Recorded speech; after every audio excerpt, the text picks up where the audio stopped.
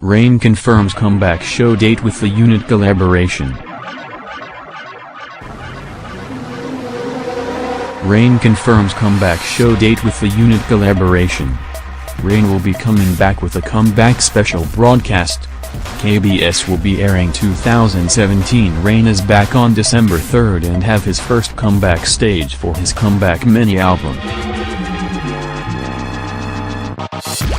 The special will be about 60 minutes long, and also feature a collaboration with Hoobs from the unit.